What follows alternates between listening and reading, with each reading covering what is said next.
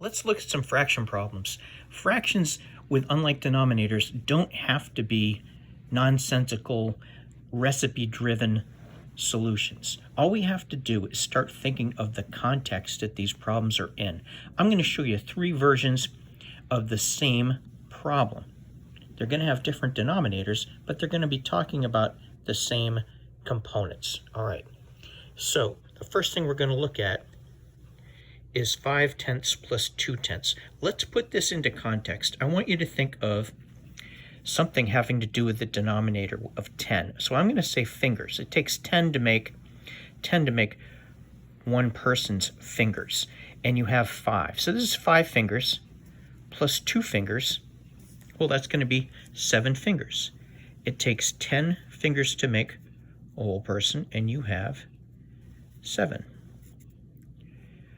There's always consistently one denominator, so I call that a type 1 fraction problem.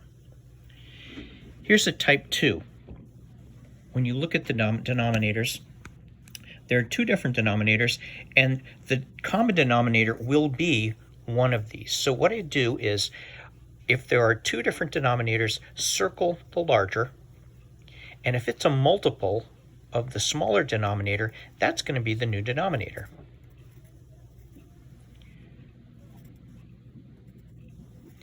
As you can see, there's only 2 different kinds of denominators here. That's why I call this a type 2. Let's put this in context. This is a half a person's fingers, but consider them as one hand out of 2.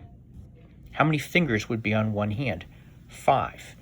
This is going to be worth 5 fingers. Mathematically, make a rule. What do you do to 2 to get 10? Well, you're going to multiply by 5. And this fraction, to make an equal fraction, needs to be a fraction worth 1. Well, if you think of one hand, that means converted to fingers, it takes 5 fingers to make that hand, and you have all 5. That fraction is a fraction that means 1. When you multiply by 1, you're going to change what it looks like, but not its value. It's just how you're naming it. You're renaming this from hands to fingers. 1 hand, 5 fingers. Mathematically, 2 times 5 is 10, 1 times 5 is 5. Same thing, 1 hand, 5 fingers. Here we get 2 fingers, don't have to change it. So now we've basically turned this problem into that simpler form, where all the parts are the same size. These are fingers. 5 fingers plus 2 fingers, 7 fingers. And it takes 10 to make a whole person. All right, this would be the more complicated. It's a type 3. We're going to have to create a new denominator, because when we look at the bottom one, the larger one, we can't turn 2 into 5 with multiplication, at least with whole numbers. So what you do is, I would start out the same process. Circle the larger one.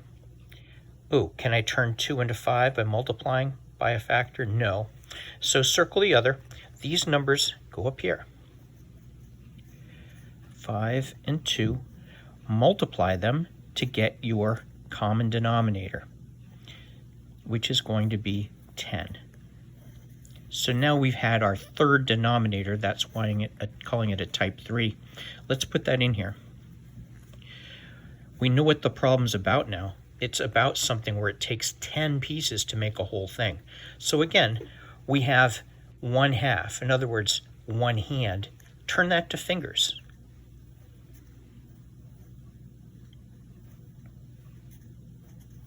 That's the same as 5 fingers. Or mathematically, we multiply it by a fraction meaning 1, and we're going to rename a hand in terms of fingers. 5 fingers out of 10. 1/5, well, that would be like your pinkies, all right?